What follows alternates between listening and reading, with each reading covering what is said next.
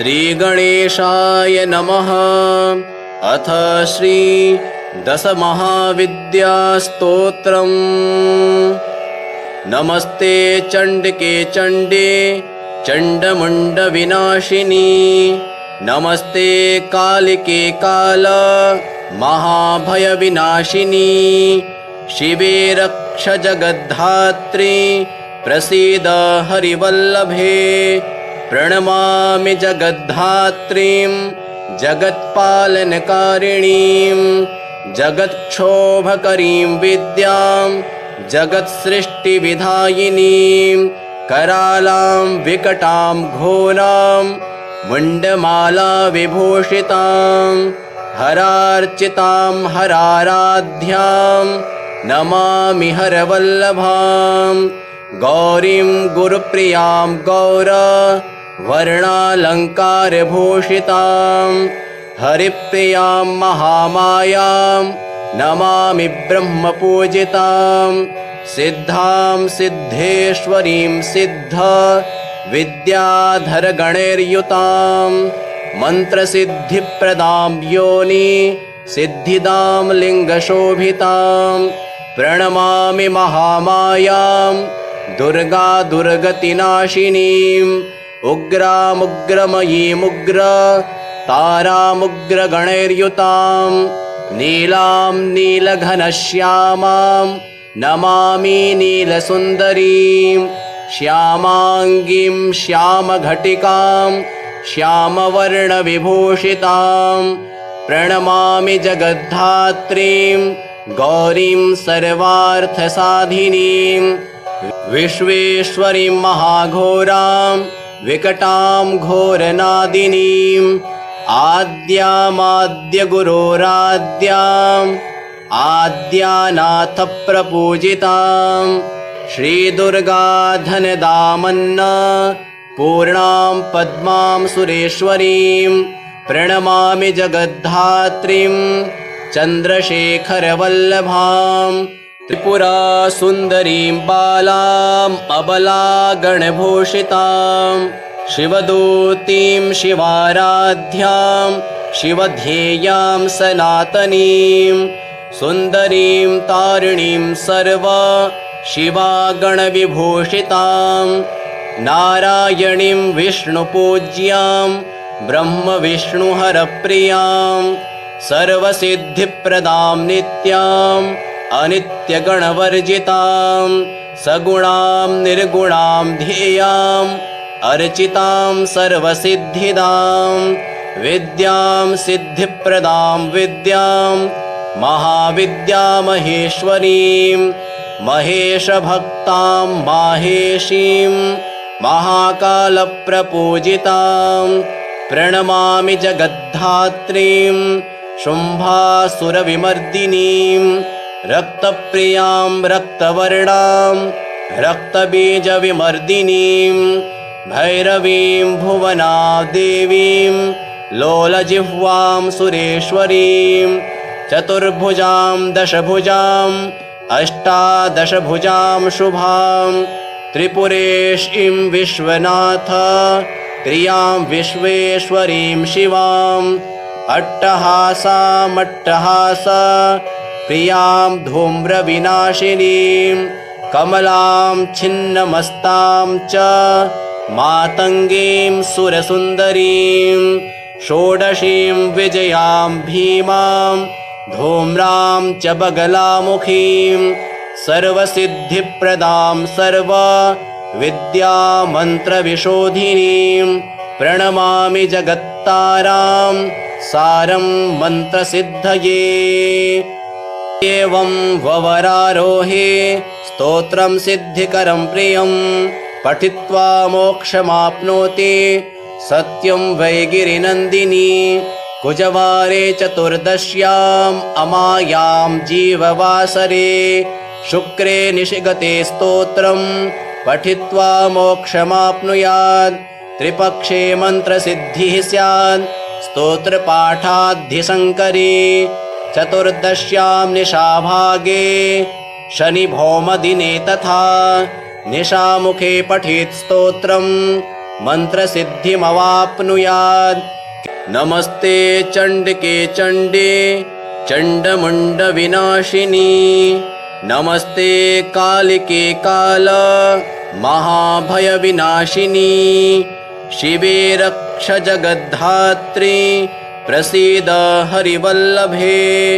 प्रणमामि जगद्धात्रीं जगत्पालनकारिणीं जगत्क्षोभकरीं विद्यां जगत्सृष्टिविधायिनीं करालां विकटां घोरां मुण्डमाला विभूषितां हरार्चितां हराराध्यां नमामि हरवल्लभां। गौरीं गुरुप्रियां गौर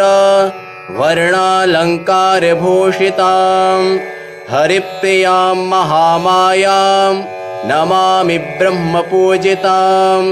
सिद्धां सिद्धेश्वरीं सिद्ध विद्याधरगणैर्युतां मन्त्रसिद्धिप्रदां योनि सिद्धिदां लिङ्गशोभितां। प्रणमामि महामायां दुर्गा दुर्गतिनाशिनीं उग्रामुग्रमयीमुग्र तारामुग्रगणैर्युतां नीलां नीलघनश्यामां नमामि नीलसुन्दरीं। श्यामाङ्गीं श्यामघटिकां श्यामवर्णविभूषितां प्रणमामि जगद्धात्रीं गौरीं सर्वार्थसाधिनीं। विश्वेश्वरीं महाघोरां विकटां घोरनादिनीं आद्यामाद्यगुरोराद्यां आद्यानाथप्रपूजितां श्रीदुर्गा धनदामन्न पूर्णां पद्मां सुरेश्वरीं। प्रणमामि जगद्धात्रीं चन्द्रशेखरवल्लभां त्रिपुरा सुन्दरीं बालाम् अबलागणभूषितां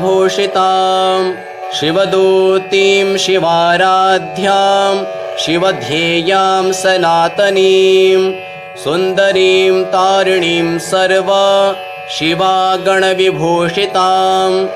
नारायणीं विष्णुपूज्यां ब्रह्मविष्णुहरप्रियां सर्वसिद्धिप्रदां नित्यां अनित्यगणवर्जितां सगुणां निर्गुणां ध्येयां अर्चितां सर्वसिद्धिदां विद्यां सिद्धिप्रदां विद्यां महाविद्यामहेश्वरीं महेशभक्तां माहेशीं महाकालप्रपूजितां। प्रणमामि जगद्धात्रीं शुम्भासुरविमर्दिनीं रक्तप्रियां रक्तवर्णां रक्तबीजविमर्दिनीं भैरवीं भुवनादेवीं लोलजिह्वां सुरेश्वरीं चतुर्भुजां दशभुजां अष्टादशभुजां शुभां त्रिपुरेशीं विश्वनाथ प्रियां विश्वेश्वरीं शिवां अट्टहासामट्टहास प्रियां धूम्रविनाशिनीं कमलां छिन्नमस्तां च मातङ्गीं सुरसुन्दरीं षोडशीं विजयां भीमां धूम्रां च बगलामुखीं सर्वसिद्धिप्रदां सर्वविद्यामन्त्रविशोधिनीं। प्रणमामि जगत्तारां सारं मन्त्रसिद्धये। एवं ववरारोहे स्तोत्रं सिद्धिकरं प्रियं पठित्वा मोक्षमाप्नोति सत्यं वै गिरिनन्दिनी। कुजवारे चतुर्दश्याम् अमायां जीववासरे शुक्रे निशिगते स्तोत्रं पठित्वा मोक्षमाप्नुयात्। त्रिपक्षे मन्त्रसिद्धिः स्यात् स्तोत्रपाठाद्धिशङ्करे। चतुर्दश्यां निशाभागे शनिभौमदिने तथा निशामुखे पठेत् स्तोत्रं मन्त्रसिद्धिमवाप्नुयात्। नमस्ते चण्डिके चण्डे चण्डमुण्डविनाशिनी नमस्ते कालिके काल महाभयविनाशिनी शिवे रक्ष जगद्धात्री प्रसीद हरिवल्लभे प्रणमामि जगद्धात्रीं जगत्पालनकारिणीं जगत्क्षोभकरीं विद्यां जगत्सृष्टिविधायिनीं करालां विकटां घोरां मुण्डमाला विभूषितां हरार्चितां हराराध्यां नमामि हरवल्लभां गौरीं गुरुप्रियां गौर वर्णालङ्कारभूषितां हरिप्रियां महामायां नमामि ब्रह्मपूजितां सिद्धां सिद्धेश्वरीं सिद्ध विद्याधरगणैर्युतां मन्त्रसिद्धिप्रदां योनि सिद्धिदां लिङ्गशोभितां प्रणमामि महामायां दुर्गा दुर्गतिनाशिनीं उग्रामुग्रमयीमुग्र तारामुग्रगणैर्युतां नीलां नीलघनश्यामां नमामि नीलसुन्दरीं श्यामाङ्गीं श्यामघटिकां श्यामवर्णविभूषितां प्रणमामि जगद्धात्रीं गौरीं सर्वार्थसाधिनीं विश्वेश्वरीं महाघोरां विकटां घोरनादिनीं आद्यामाद्यगुरोराद्यां आद्यानाथप्रपूजितां श्रीदुर्गाधनदामन्न पूर्णां पद्मां सुरेश्वरीं प्रणमामि जगद्धात्रीं चन्द्रशेखरवल्लभां त्रिपुरासुन्दरीं बालाम् अबलागणभूषितां शिवदूतीं शिवाराध्यां शिवध्येयां सनातनीं सुन्दरीं तारिणीं सर्व शिवागणविभूषितां नारायणीं विष्णुपूज्यां ब्रह्मविष्णुहरप्रियां सर्वसिद्धिप्रदां नित्याम् अनित्यगणवर्जितां सगुणां निर्गुणां ध्येयाम् अर्चितां सर्वसिद्धिदां विद्यां सिद्धिप्रदां विद्यां महाविद्यामहेश्वरीं महेशभक्तां माहेशीं महाकालप्रपूजितां प्रणमामि जगद्धात्रीं शुम्भासुरविमर्दिनीं रक्तप्रियां रक्तवर्णां रक्तबीजविमर्दिनीं भैरवीं भुवनादेवीं लोलजिह्वां सुरेश्वरीं चतुर्भुजां दशभुजां अष्टादशभुजां शुभां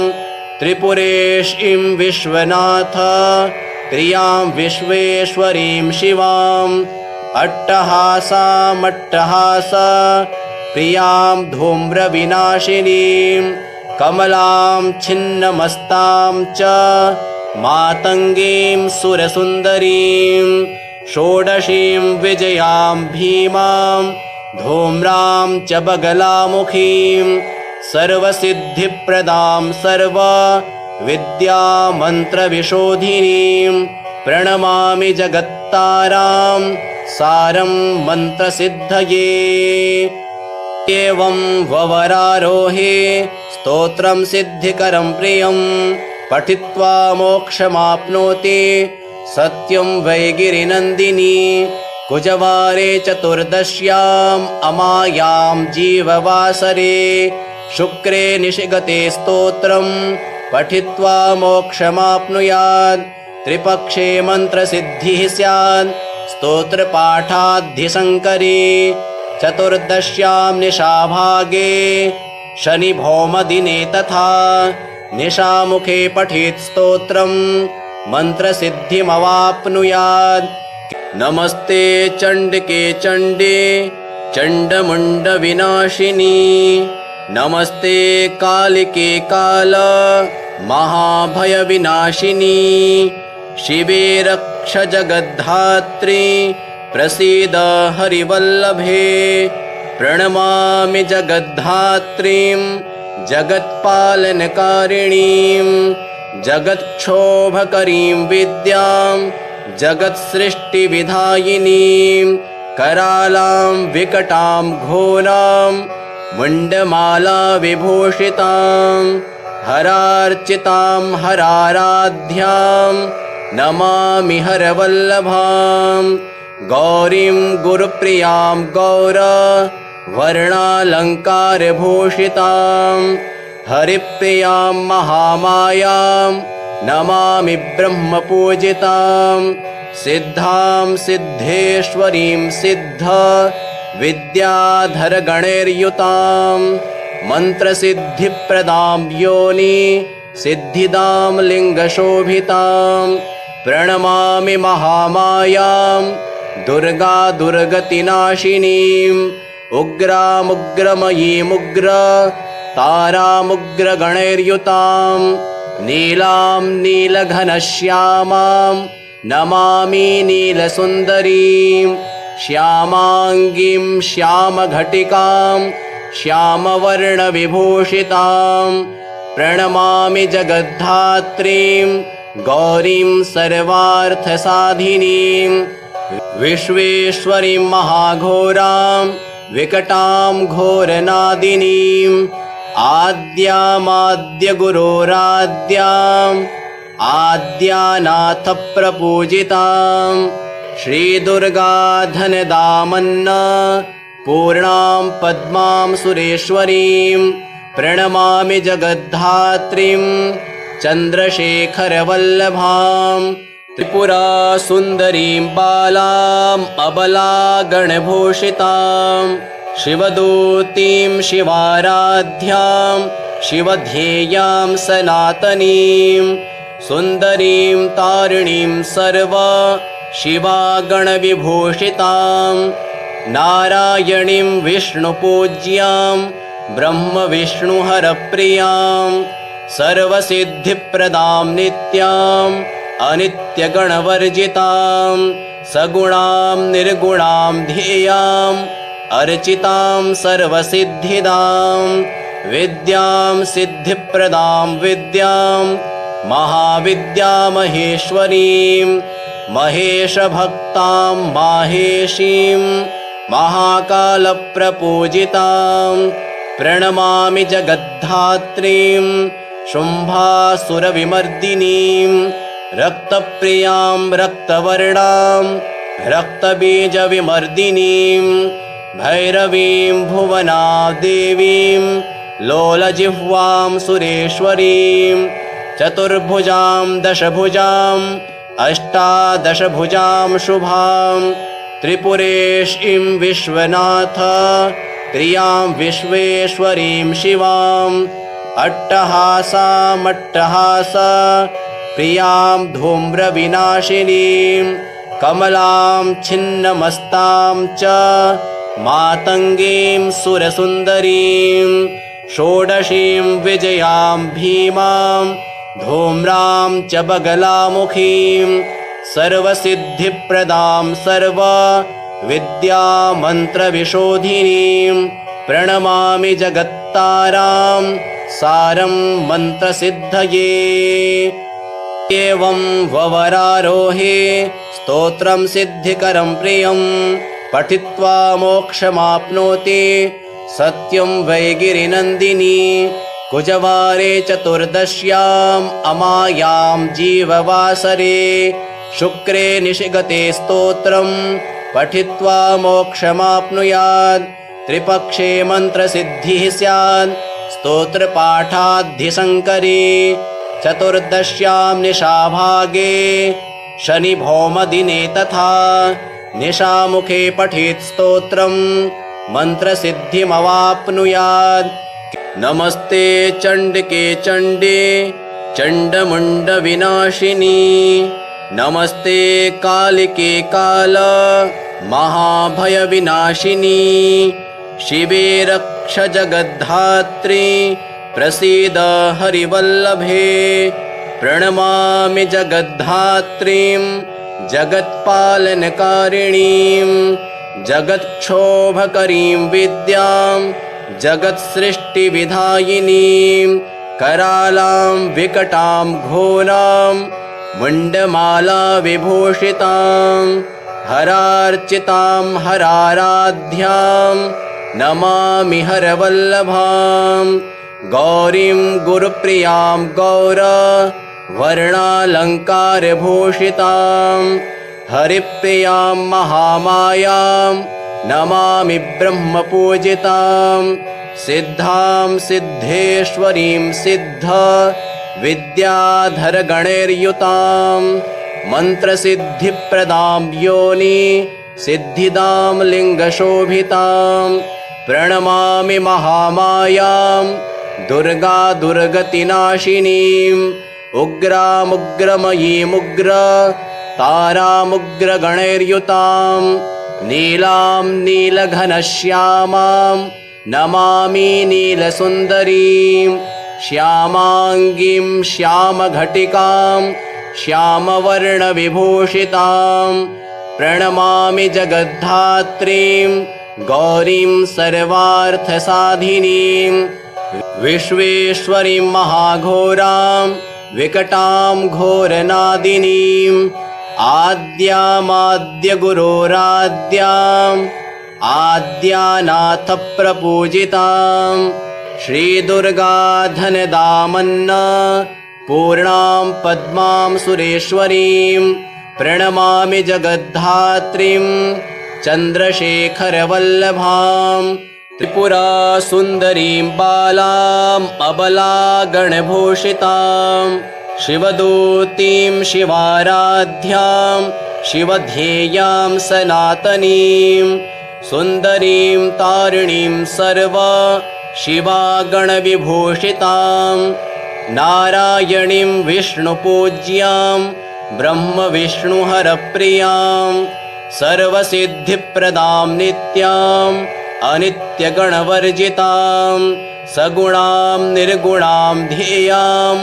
अर्चितां सर्वसिद्धिदां विद्यां सिद्धिप्रदां विद्यां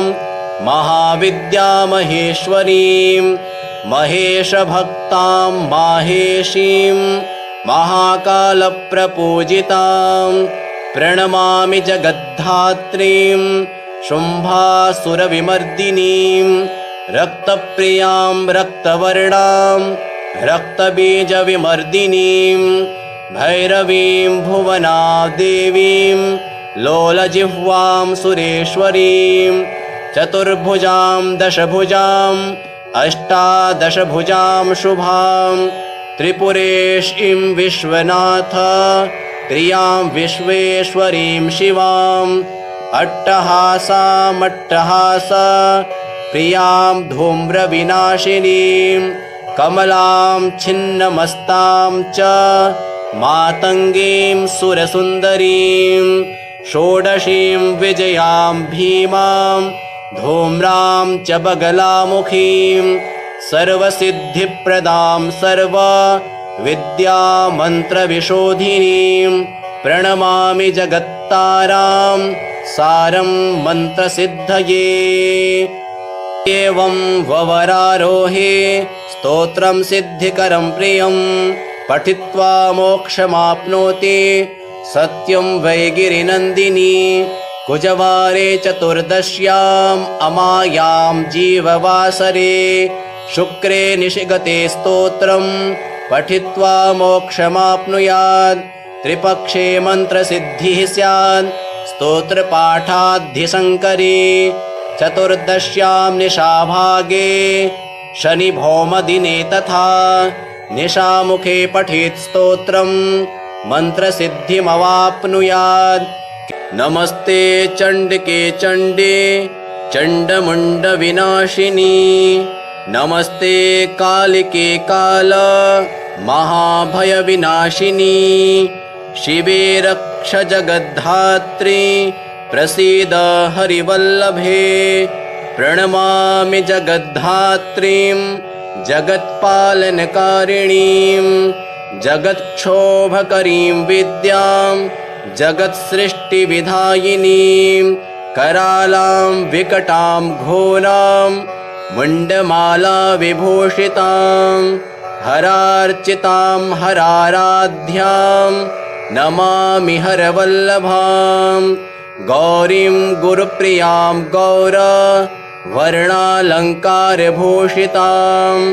हरिप्रियां महामायां नमामि ब्रह्मपूजितां सिद्धां सिद्धेश्वरीं सिद्ध विद्याधरगणैर्युतां मन्त्रसिद्धिप्रदां योनि सिद्धिदां लिङ्गशोभितां प्रणमामि महामायां दुर्गा दुर्गतिनाशिनीम् उग्रामुग्रमयीमुग्र तारामुग्रगणैर्युतां नीलां नीलघनश्यामां नमामि नीलसुन्दरीं श्यामाङ्गीं श्यामघटिकां श्यामवर्णविभूषितां प्रणमामि जगद्धात्रीं गौरीं सर्वार्थसाधिनीं विश्वेश्वरीं महाघोरां विकटां घोरनादिनीं आद्यामाद्यगुरोराद्याम् आद्यानाथप्रपूजितां श्रीदुर्गा धनदामन्न पूर्णां पद्मां सुरेश्वरीं प्रणमामि जगद्धात्रीं चन्द्रशेखरवल्लभां त्रिपुरासुन्दरीं बालाम् अबलागणभूषितां शिवदूतीं शिवाराध्यां शिवध्येयां सनातनीं सुन्दरीं तारिणीं सर्व शिवागणविभूषितां नारायणीं विष्णुपूज्यां ब्रह्मविष्णुहरप्रियां सर्वसिद्धिप्रदां नित्यां अनित्यगणवर्जितां सगुणां निर्गुणां ध्येयां अर्चितां सर्वसिद्धिदां विद्यां सिद्धिप्रदां विद्यां महाविद्यामहेश्वरीं महेशभक्तां माहेशीं महाकालप्रपूजितां प्रणमामि जगद्धात्रीं शुम्भासुरविमर्दिनीं रक्तप्रियां रक्तवर्णां रक्तबीजविमर्दिनीं भैरवीं भुवनादेवीं लोलजिह्वां सुरेश्वरीं चतुर्भुजां दशभुजां अष्टादशभुजां शुभां त्रिपुरेशीं विश्वनाथ प्रियां विश्वेश्वरीं शिवां अट्टहासामट्टहास प्रियां धूम्रविनाशिनीं कमलां छिन्नमस्तां च मातङ्गीं सुरसुन्दरीं षोडशीं विजयां भीमां धूम्रां च बगलामुखीं सर्वसिद्धिप्रदां सर्वविद्यामन्त्रविशोधिनीं प्रणमामि जगत्तारां सारं मन्त्रसिद्धये एवं ववरारोहे स्तोत्रं सिद्धिकरं प्रियं पठित्वा मोक्षमाप्नोति सत्यं वैगिरिनन्दिनी कुजवारे चतुर्दश्याम् अमायां जीववासरे शुक्रे निशिगते स्तोत्रं पठित्वा मोक्षमाप्नुयात् त्रिपक्षे मन्त्रसिद्धिः स्यात् स्तोत्रपाठाद्धिसङ्करे चतुर्दश्यां निशाभागे शनिभौमदिने तथा निशामुखे पठेत् स्तोत्रं मन्त्रसिद्धिमवाप्नुयात् नमस्ते चण्डिके चण्डे चण्डमुण्डविनाशिनी नमस्ते कालिके काल महाभयविनाशिनी शिवे रक्ष जगद्धात्री प्रसीद हरिवल्लभे प्रणमामि जगद्धात्रीं जगत्पालनकारिणीं जगत्क्षोभकरीं विद्यां जगत्सृष्टिविधायिनीं करालां विकटां घोरां मुण्डमाला विभूषितां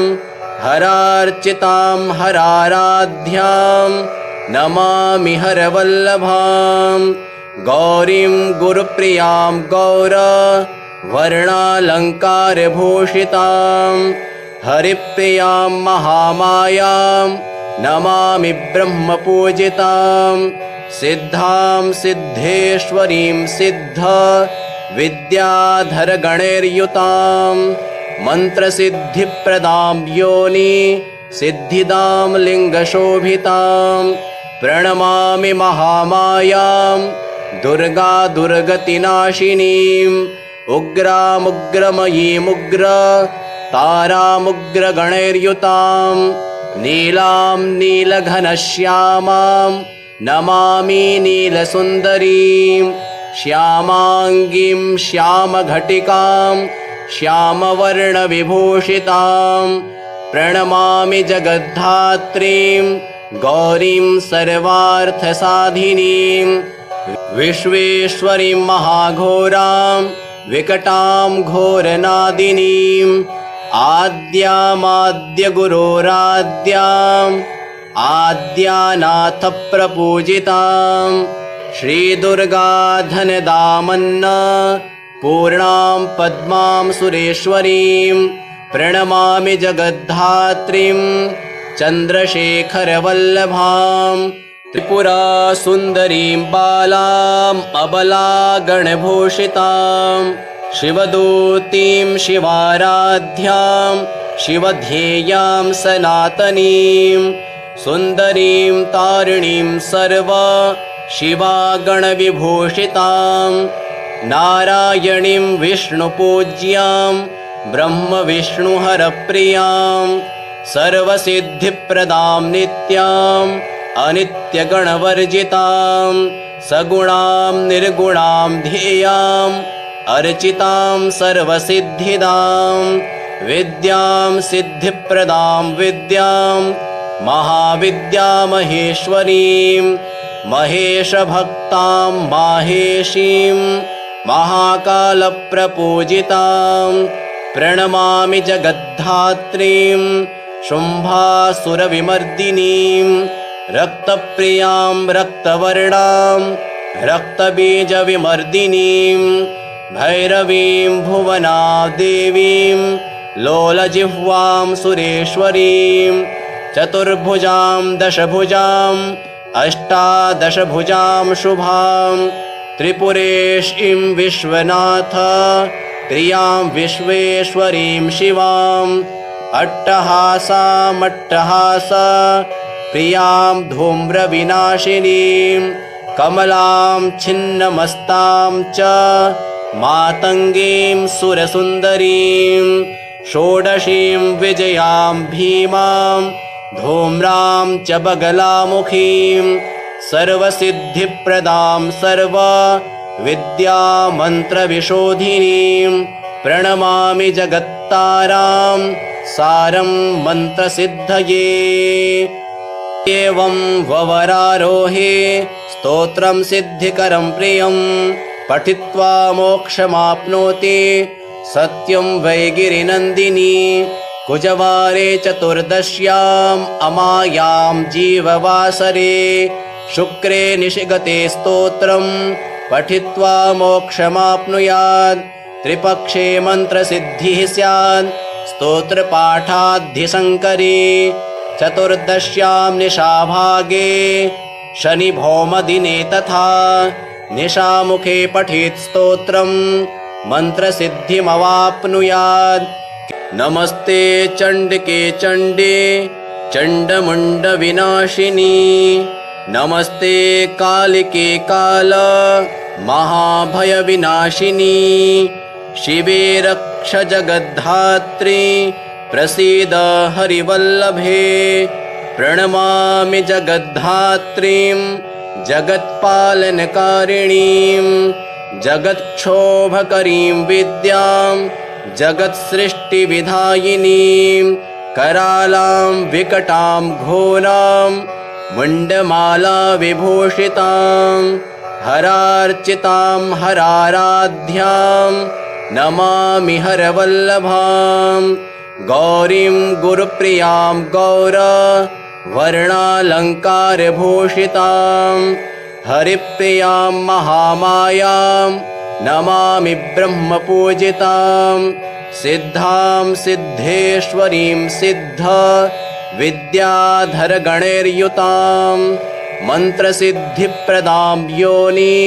सिद्धिदां लिङ्गशोभितां प्रणमामि महामायां दुर्गा दुर्गतिनाशिनीं उग्रामुग्रमयीमुग्र तारामुग्रगणैर्युतां नीलां नीलघनश्यामां नमामि नीलसुन्दरीं श्यामाङ्गीं श्यामघटिकां श्यामवर्णविभूषितां प्रणमामि जगद्धात्रीं गौरीं सर्वार्थसाधिनीं विश्वेश्वरीं महाघोरां विकटां घोरनादिनीं आद्यामाद्यगुरोराद्याम् आद्यानाथप्रपूजितां श्रीदुर्गाधनदामन्न पूर्णां पद्मां सुरेश्वरीं प्रणमामि जगद्धात्रीं चन्द्रशेखरवल्लभां त्रिपुरासुन्दरीं बालाम् अबलागणभूषितां शिवदूतीं शिवाराध्यां शिवध्येयां सनातनीं सुन्दरीं तारिणीं सर्व शिवागणविभूषितां नारायणीं विष्णुपूज्यां ब्रह्मविष्णुहरप्रियां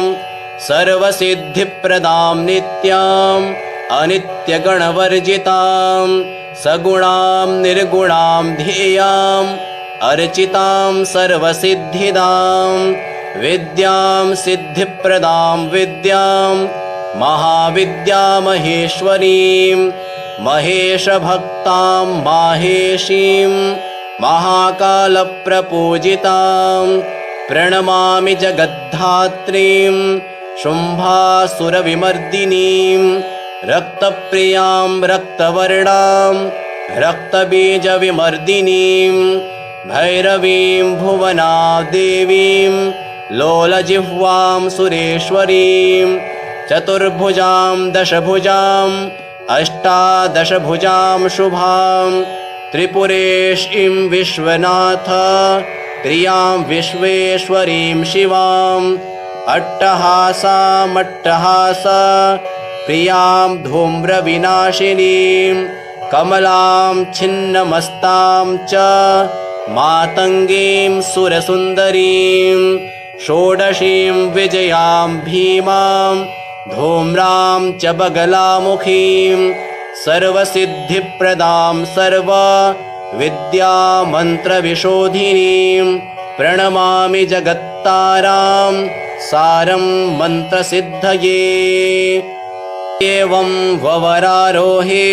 स्तोत्रं सिद्धिकरं प्रियं पठित्वा मोक्षमाप्नोति सत्यं वै गिरिनन्दिनी कुजवारे चतुर्दश्याम् अमायां जीववासरे शुक्रे निशिगते स्तोत्रं पठित्वा मोक्षमाप्नुयात् त्रिपक्षे मन्त्रसिद्धिः स्यात् स्तोत्रपाठाद्धिसङ्करे चतुर्दश्यां निशाभागे शनिभौमदिने तथा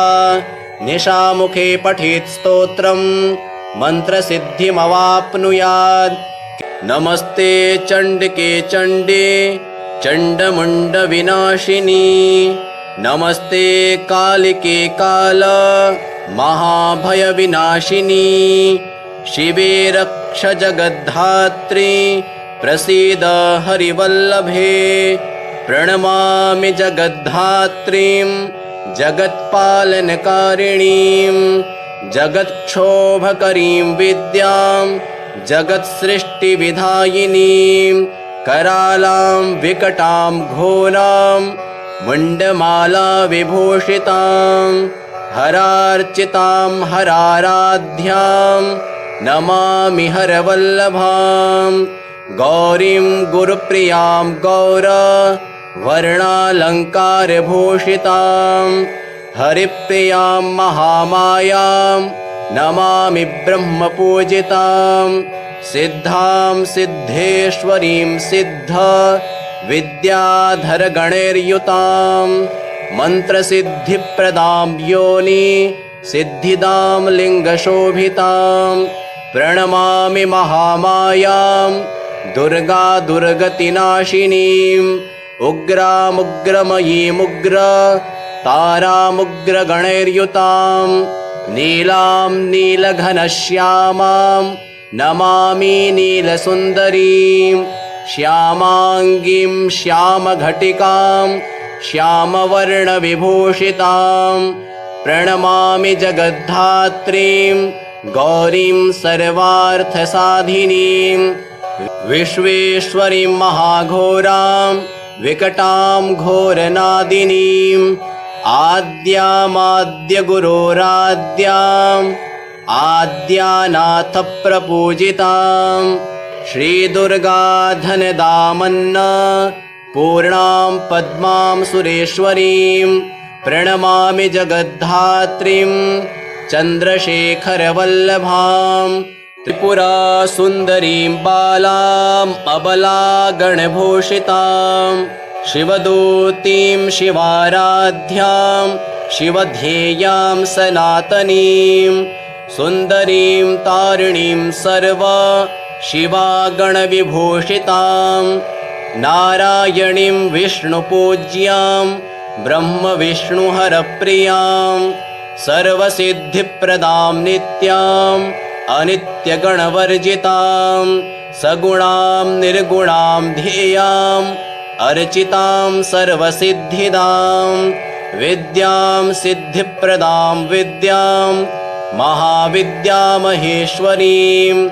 महेशभक्तां माहेशीं महाकालप्रपूजितां प्रणमामि जगद्धात्रीं शुम्भासुरविमर्दिनीं रक्तप्रियां रक्तवर्णां रक्तबीजविमर्दिनीं भैरवीं भुवनादेवीं लोलजिह्वां सुरेश्वरीं चतुर्भुजां दशभुजां अष्टादशभुजां शुभां त्रिपुरेशीं विश्वनाथ प्रियां विश्वेश्वरीं शिवां अट्टहासामट्टहासा प्रियां धूम्रविनाशिनीं कमलां छिन्नमस्तां च मातङ्गीं सुरसुन्दरीं षोडशीं विजयां भीमां धूम्रां च बगलामुखीं सर्वसिद्धिप्रदां सर्वविद्यामन्त्रविशोधिनीं प्रणमामि जगत्तारां सारं मन्त्रसिद्धये एवं ववरारोहे स्तोत्रं सिद्धिकरं प्रियं पठित्वा मोक्षमाप्नोति सत्यं वै गिरिनन्दिनी कुजवारे चतुर्दश्याम् अमायां जीववासरे शुक्रे निशिगते स्तोत्रं पठित्वा मोक्षमाप्नुयात् त्रिपक्षे मन्त्रसिद्धिः स्यात् स्तोत्रपाठाद्धिसङ्करे चतुर्दश्यां निशाभागे शनिभौमदिने तथा निशामुखे पठेत् स्तोत्रं मन्त्रसिद्धिमवाप्नुयात् नमस्ते चण्डिके चण्डे चण्डमुण्डविनाशिनी नमस्ते कालिके काल महाभयविनाशिनी शिवे रक्ष जगद्धात्री प्रसीद हरिवल्लभे प्रणमामि जगद्धात्रीं जगत्पालनकारिणीं जगत्क्षोभकरीं विद्यां जगत्सृष्टिविधायिनीं करालां विकटां घोरां मुण्डमाला विभूषितां हरार्चितां हराराध्यां नमामि हरवल्लभां गौरीं गुरुप्रियां गौर वर्णालङ्कारभूषितां हरिप्रियां महामायां नमामि ब्रह्मपूजितां सिद्धां सिद्धेश्वरीं सिद्ध विद्याधरगणैर्युतां मन्त्रसिद्धिप्रदां योनि सिद्धिदां लिङ्गशोभितां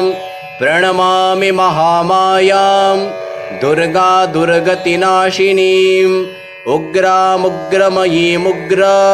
तारामुग्रगणैर्युतां नीलां नीलघनश्यामां नमामि नीलसुन्दरीं श्यामाङ्गीं श्यामघटिकां श्यामवर्णविभूषितां प्रणमामि जगद्धात्रीं गौरीं सर्वार्थसाधिनीं विश्वेश्वरीं महाघोरां विकटां घोरनादिनीं आद्यामाद्यगुरोराद्याम् आद्यानाथप्रपूजितां श्रीदुर्गा धनदामन्न पूर्णां पद्मां सुरेश्वरीं प्रणमामि जगद्धात्रीं चन्द्रशेखरवल्लभां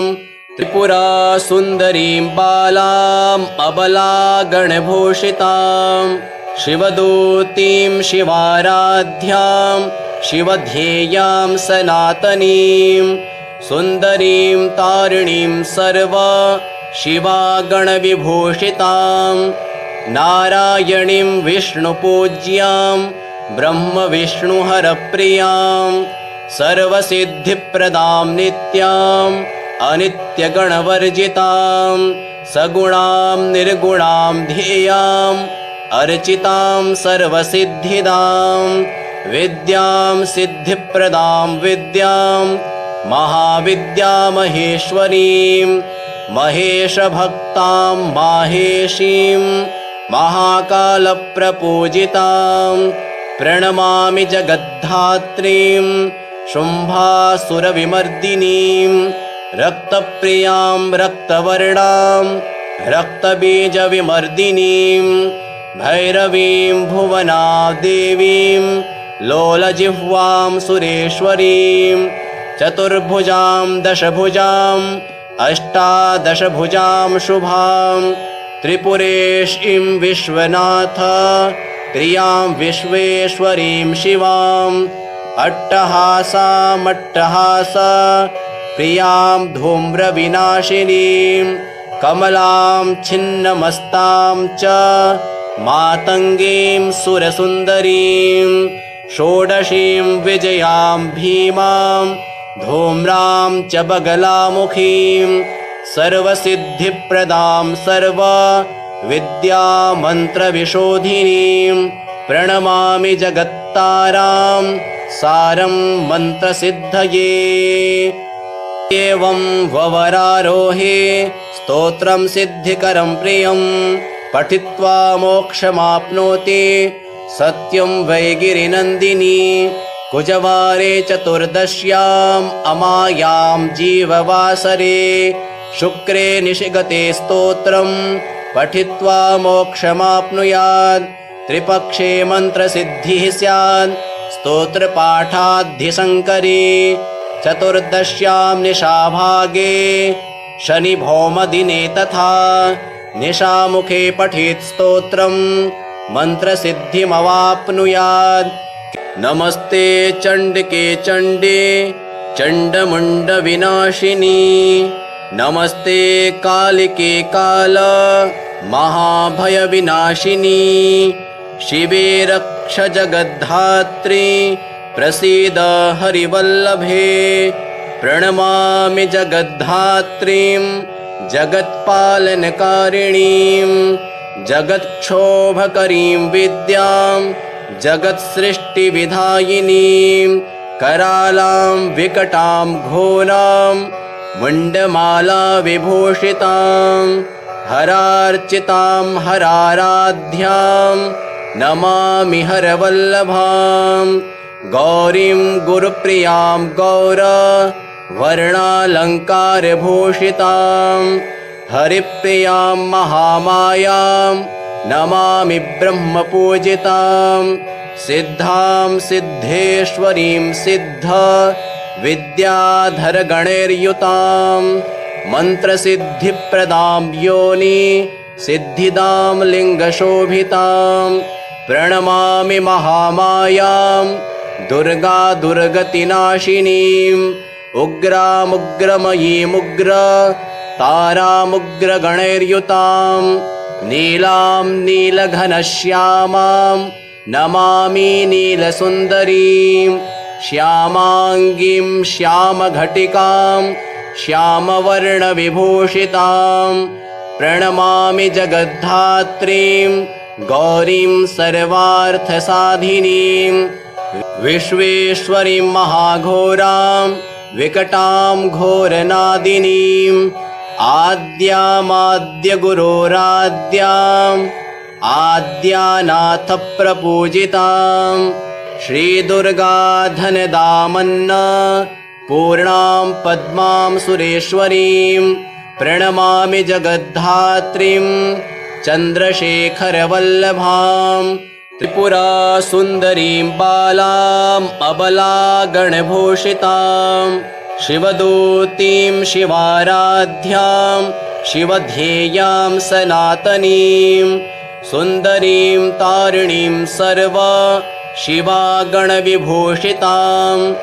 नारायणीं विष्णुपूज्यां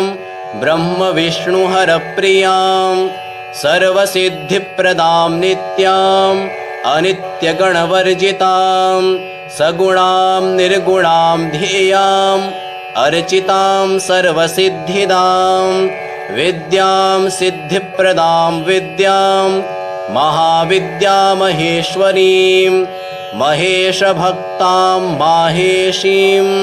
महाकालप्रपूजितां प्रणमामि जगद्धात्रीं शुम्भासुरविमर्दिनीं रक्तप्रियां रक्तवर्णां रक्तबीजविमर्दिनीं भैरवीं भुवनादेवीं लोलजिह्वां सुरेश्वरीं चतुर्भुजां दशभुजां अष्टादशभुजां शुभां त्रिपुरेशीं विश्वनाथ प्रियां विश्वेश्वरीं शिवां अट्टहासामट्टहास प्रियां धूम्रविनाशिनीं कमलां छिन्नमस्तां च मातङ्गीं सुरसुन्दरीं षोडशीं विजयां भीमां धूम्रां च बगलामुखीं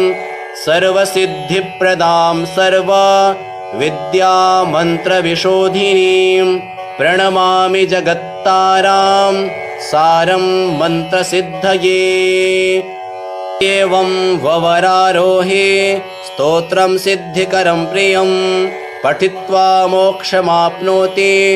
सत्यं वै गिरिनन्दिनी कुजवारे चतुर्दश्याम् अमायां जीववासरे शुक्रे निशिगते स्तोत्रं पठित्वा मोक्षमाप्नुयात् त्रिपक्षे मन्त्रसिद्धिः स्यात् स्तोत्रपाठाद्धिशङ्करे चतुर्दश्यां निशाभागे शनिभौमदिने तथा निशामुखे पठेत् स्तोत्रं मन्त्रसिद्धिमवाप्नुयात् नमस्ते चण्डिके चण्डे चण्डमुण्डविनाशिनी नमस्ते कालिके काल महाभयविनाशिनी शिवे रक्ष जगद्धात्री प्रसीद हरिवल्लभे प्रणमामि जगद्धात्रीं जगत्पालनकारिणीं जगत्क्षोभकरीं विद्यां जगत्सृष्टिविधायिनीं करालां विकटां घोरां मुण्डमाला विभूषितां हरार्चितां हराराध्यां नमामि हरवल्लभां गौरीं गुरुप्रियां गौर वर्णालङ्कारभूषितां हरिप्रियां महामायां नमामि ब्रह्मपूजितां सिद्धां सिद्धेश्वरीं सिद्ध विद्याधरगणैर्युतां मन्त्रसिद्धिप्रदां योनि सिद्धिदां लिङ्गशोभितां प्रणमामि महामायां दुर्गा दुर्गतिनाशिनीम् उग्रामुग्रमयीमुग्र तारामुग्रगणैर्युतां नीलां नीलघनश्यामां नमामि नीलसुन्दरीं श्यामाङ्गीं श्यामघटिकां श्यामवर्णविभूषितां प्रणमामि जगद्धात्रीं गौरीं सर्वार्थसाधिनीं विश्वेश्वरीं महाघोरां विकटां घोरनादिनीं आद्यामाद्यगुरोराद्याम् आद्यानाथप्रपूजितां श्रीदुर्गा धनदामन्न पूर्णां पद्मां सुरेश्वरीं प्रणमामि जगद्धात्रीं चन्द्रशेखरवल्लभां त्रिपुरा सुन्दरीं बालाम् अबलागणभूषितां शिवदूतीं शिवाराध्यां शिवध्येयां सनातनीं सुन्दरीं तारिणीं सर्वा शिवागणविभूषितां नारायणीं विष्णुपूज्यां ब्रह्मविष्णुहरप्रियां सर्वसिद्धिप्रदां नित्याम् अनित्यगणवर्जितां सगुणां निर्गुणां ध्येयाम् अर्चितां सर्वसिद्धिदां विद्यां सिद्धिप्रदां विद्यां महाविद्यामहेश्वरीं महेशभक्तां माहेशीं महाकालप्रपूजितां प्रणमामि जगद्धात्रीं शुम्भासुरविमर्दिनीं रक्तप्रियां रक्तवर्णां रक्तबीजविमर्दिनीं भैरवीं भुवनादेवीं लोलजिह्वां सुरेश्वरीं चतुर्भुजां दशभुजां अष्टादशभुजां शुभां त्रिपुरेशीं विश्वनाथ प्रियां विश्वेश्वरीं शिवाम् अट्टहासामट्टहासा प्रियां धूम्रविनाशिनीं कमलां छिन्नमस्तां च मातङ्गीं सुरसुन्दरीं षोडशीं विजयां भीमां धूम्रां च बगलामुखीं सर्वसिद्धिप्रदां सर्वविद्यामन्त्रविशोधिनीं प्रणमामि जगत्तारां सारं मन्त्रसिद्धये एवं ववरारोहे स्तोत्रं सिद्धिकरं प्रियं पठित्वा मोक्षमाप्नोति सत्यं वै गिरिनन्दिनी कुजवारे चतुर्दश्याम् अमायां जीववासरे शुक्रे निशिगते स्तोत्रं पठित्वा मोक्षमाप्नुयात् त्रिपक्षे मन्त्रसिद्धिः स्यात् स्तोत्रपाठाद्धिशङ्करे चतुर्दश्यां निशाभागे शनिभौमदिने तथा निशामुखे पठेत् स्तोत्रं मन्त्रसिद्धिमवाप्नुयात्